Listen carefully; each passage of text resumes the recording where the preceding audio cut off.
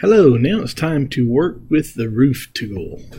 And the roof tool can be found on the Architecture tab, and then down right here in the Build panel. And you see roof right here, and there's several options. You can create a roof by footprint, which is the easiest, and you might as well use that one if you have a pretty simple floor plan. Then there's roof by extrusion, where you can create some pretty fancy roofs, such as the one you see down there in the sample below. And then roof by face. I'm going to show you how to do roof by footprint and roof by extrusion. And then, of course, there's other tools on here, such as to put your soffit and your fascia and gutter and things like that. Personally, I actually sweep my own soffits and fascia. I don't like exactly the way Revit does it for my designs, so I usually just kind of leave those alone. But roof by footprint, if I click on roof by footprint, and of course save your project if it asks you to save, but it says here lowest level notice, you have created the roof on the lowest level. Would you like to move it to level 2? Of course I would. Level 2 is your top of your wall level, and that's where you want to put your roof. And that's, if you're using a simple, single story building. Okay, now once we're inside the roof tool, there's several things we want to take a look at here. One, we have defined slope. So if this checkbox is checked, every roof you place, as you go around selecting the walls, is going to be a slope, or it's going to define the slope. And it's going to, in this case here, it would end up being a hip roof. The overhang, everybody, well, you're going to want to overhang. And as you see here, I have mine set for 1 foot. Okay, so basically it would overhang by 1 foot, and that creates the eave so that the water isn't running directly down the wall of your house. And of course you can toggle back and forth to either side of the wall, and of course you wouldn't want to put it on this side. Obviously you'd want it to overhang in this direction. Next is extend to wall core. Now if I click extend to wall core, that means you can actually reference the core of the wall when it comes to placing the roof and the overhang. So right now I'm just referencing the face, but if I click on extend to wall core, now I'm referencing the core. And as you see, my overhang isn't quite 1 foot. It's 1 foot from the center of the wall instead of the end. But I do want it to be from that exterior face, 1 foot from the exterior face. Here we have basic roof, have your type selector. We have basic roof 12-inch in there right now. There's several different choices here that you can have. Typically with a house like this, we're just going to go with wood rafter 8-inch and asphalt shingles. And we select that one, and that's going to be more fitting for the type of work we're doing here.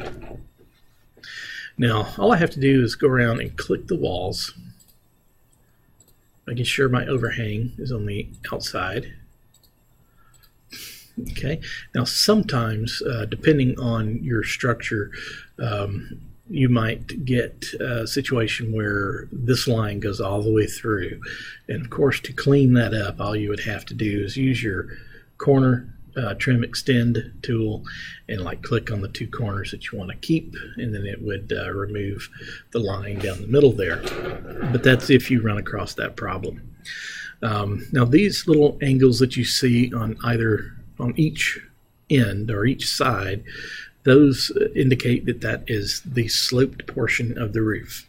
If you don't want a sloped portion on that part of the roof, you can all you have to do is click on a line. Of course we have to get out of the tool first and then go back and reselect the line, and right here it says define slope. I can take that off. Now this will be a gable instead of a sloped portion of the hip roof, and I can do any of them that I want to that way, and you can get some really cool roof shapes out of it. So I removed the slope from here, and I removed the slope from here, and now of course we'll see what we get. We can go into a 3D view and see what it looks like. To go into a 3D view, if you have not created a 3D view yet, you have to go up here and click on the house, and then it will go into a 3D view. And once you click on that house, then of course it'll give you the 3D view down here, which you can always just reconnect to by clicking on it like that. Now, back in level 1, so we've drawn a roof, we removed the slope from both of these sides right here. And I'm going to click on the check mark, and it asks, would you like to attach the highlighted walls to the roof? Absolutely, I would. And there we go. So now go to my 3D view, see what I've got. And you can see here the type of roof I have. And that's looking pretty good. And of course you can see on the inside my walls have all gone up to the top of the roof, which is okay. I just have not put in a ceiling yet. If I had a ceiling in there, then they would stop right there at the ceiling and not go all the way up to the roof. But it's really up to you. You may want it like that. You may want the vaulted ceilings or what have you. So going back into the edit mode of the roof, I'm going to double click on the roof itself. So now I'm back in the edit mode. I'm going to go back to level 1. And of course here you can do further modifications, simply clicking on the lines. You can extend a piece out to extend it or bring it back in, however you want to do that. There's all sorts of things you can do. And you can also change the slope. So I'm going to click on this wall. It says a 912 slope. So I can just really go in here and change it to a 612. Now I don't know how that's going to affect everything else because I'm 912 everywhere else. Still, I would have to go in and change that per line. To avoid that, if you know you're going to have a 612 roof, you can, before you start placing your roof lines, you can actually change that to 612, and then everything would be a 612 rise over run. Excuse me.